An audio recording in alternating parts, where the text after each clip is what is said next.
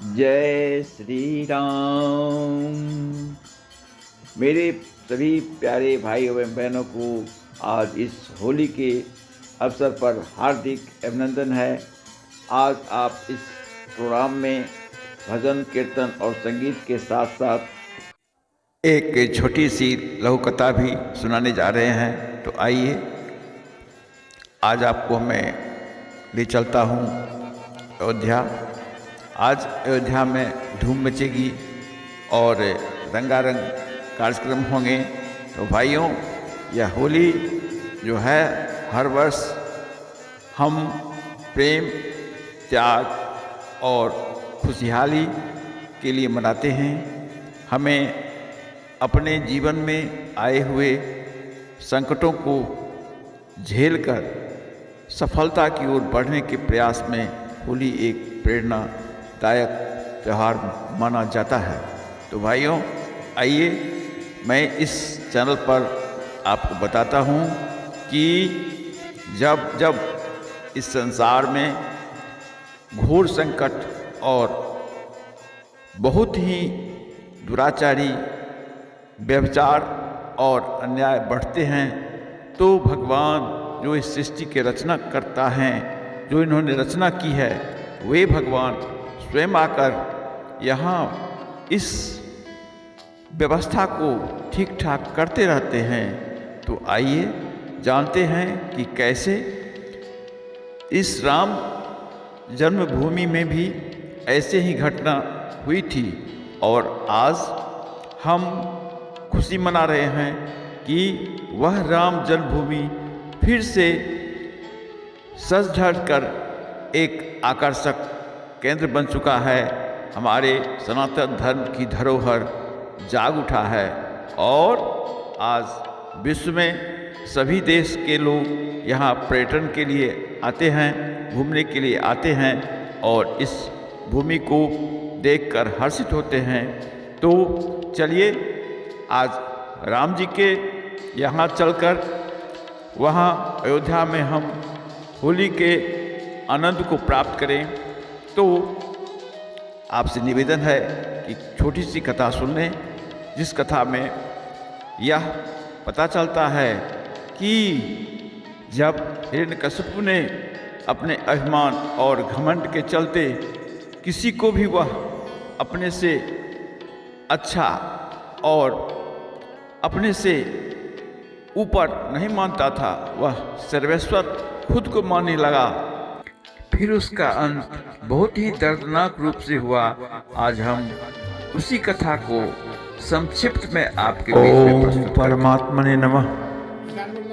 मेरे प्यारे सभी भाइयों एवं बहनों को योगेश्वर कन्हा चैनल पर हार्दिक अभिनंदन है।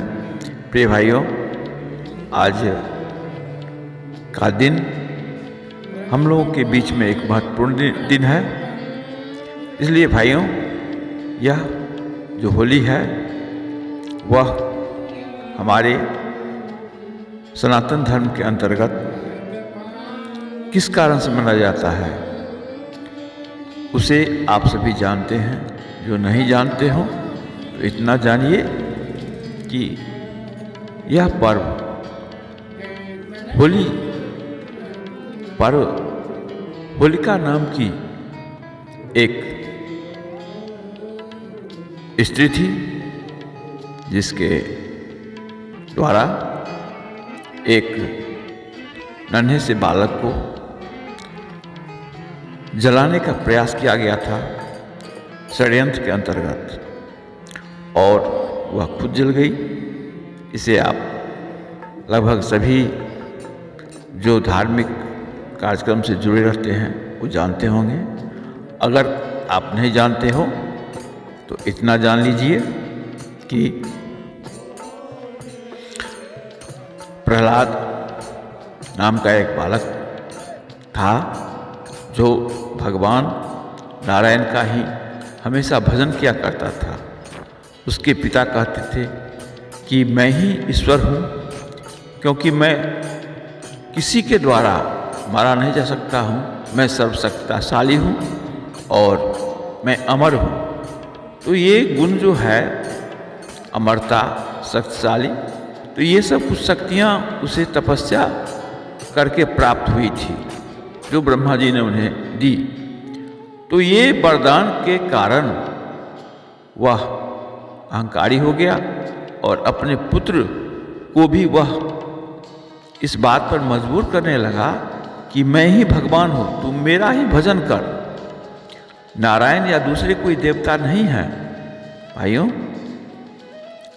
वह उन्हें मारने के लिए, उस बालक को मारने के लिए बहुत प्रयास किया, लेकिन वह बालक किसी प्रकार से जब नहीं मर सका तो उसने एक अपने बहन को बुला ली। तो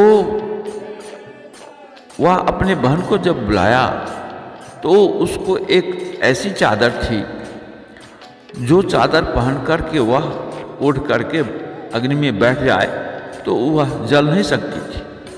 तो वो अपने भाई को कहा कि भैया मेरे पास एक ऐसा चादर है जिस चादर को मैं ओढ़ लूँ और इस बालक को गोदी में लेकर लकड़ियों के द्वारा बड़े चबूतरे बनाकर उसमें अग्नि प्रज्वलित कर दो तो यह लड़का तो जल जाएगा और मुझे तो कुछ होगा नहीं।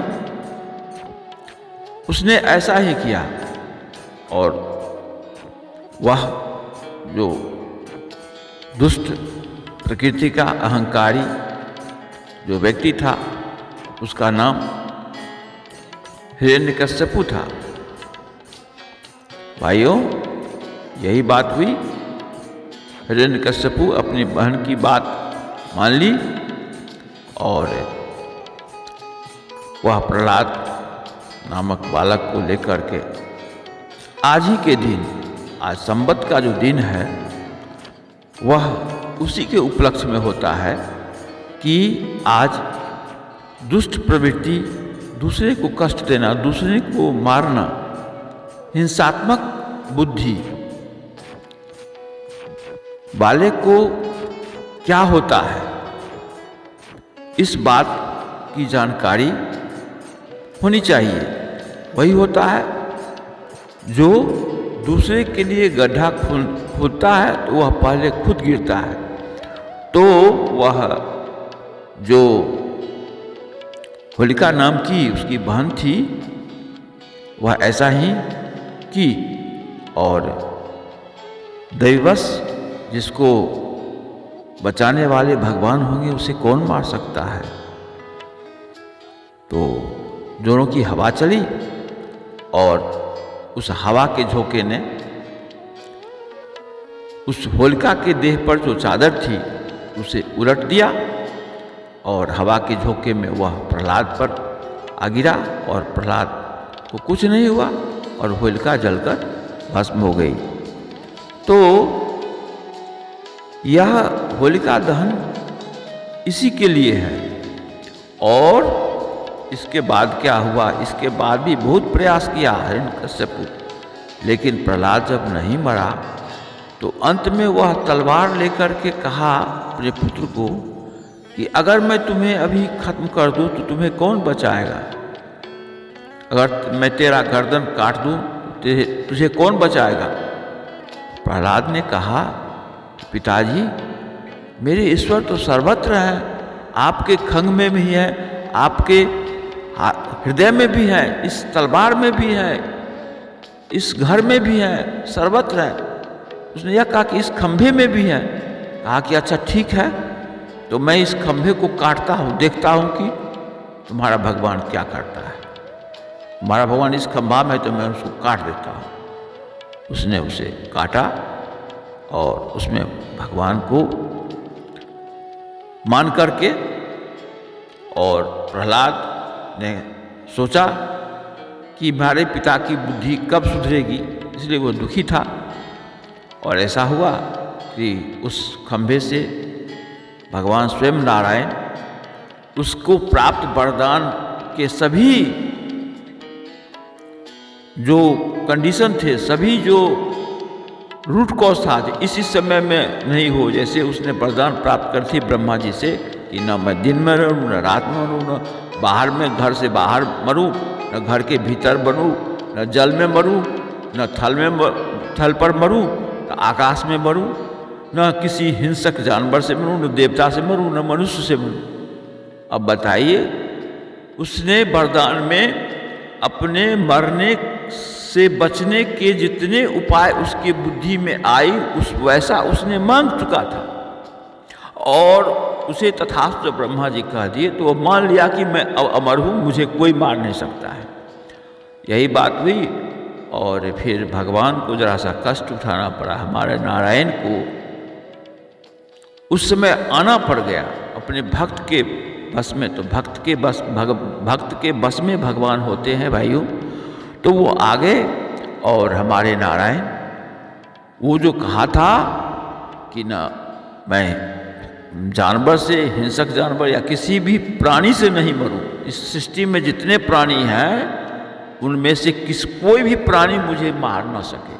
भाइयों, भगवान तो अंतर्यामी है, उनसे बढ़कर के कौन बुद्धिमान होगा। उसने जितने तर्क लगाए सभी के सभी फेल हो गए, निष्फल हो गए, और भगवान का शरीर नीचे जो था गर्दन से नीचे वह चतुर्भुज, और ऊपर जो है वह भाग सिंह का धारण किए हुए थे।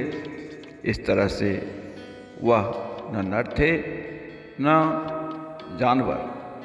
भगवान ने अपनी रचना में ऐसी व्यवस्था कर रखी है कि उस व्यवस्था में हर प्रश्न का उत्तर उनके पास रहता है। भाइयों, इस तरह से उस दुष्ट निर्मम हत्यारे को भगवान ने न दिन में न रात में, संध्या के समय में, न घर में न बाहर में, चौखट पर के खंभे के नीचे अपने जंघों पर बैठाकर अपने नाखूनों से, न वह अस्त्र था न शस्त्र था, उसे इस मानव जीवन से मुक्त कर दिया। और वह फिर अपने पुत्र के द्वारा स्तुति विनती करने पर भगवान ने उसे प्रसन्न होकर अपने लोक भेज दिया। तो भाइयों, अब आप कथा सुनेंगे और गायन भी। तो आइए। Hello my dear friends, brothers and sisters, welcome to you at Yogeshwar Kannada channel, my music and songs program. You are going to listen this holy festival song.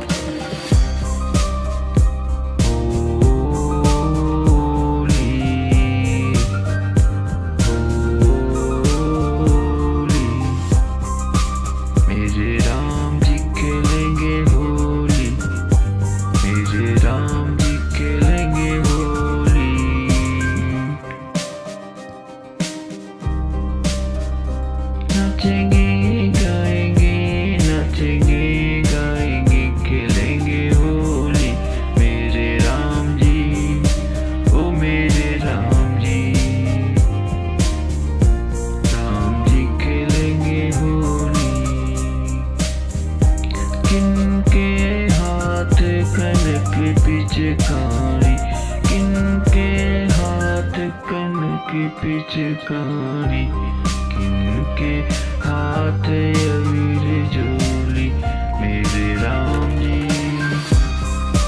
ओ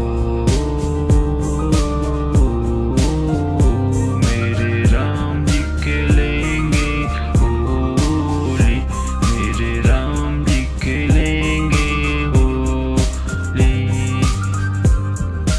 सीता हाथ अबीर झोली, राम जी के हाथ कनक पिचकारी, राम जी के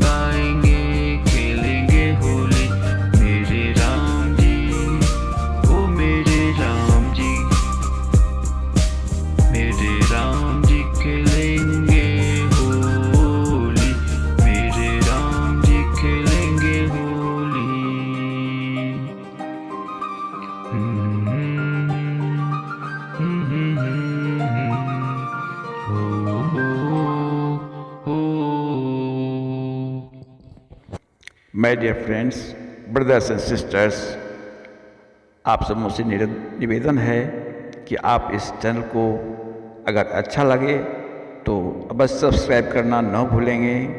आपके सहयोग, आपका प्यार ही हमारी धरोहर है। आप सब्सक्राइब करते हैं तो हम ये समझते हैं कि आपको पसंद है, और आपके सब्सक्राइब करने पर ही मैं पुनः दूसरा वीडियो डालता हूँ। अतः आपसे निवेदन है कि आप इसे सब्सक्राइब करें और मनोरंजन को प्राप्त करते रहें। Thank you very much all my audience. Meet again. Thank you. जय कृष्ण।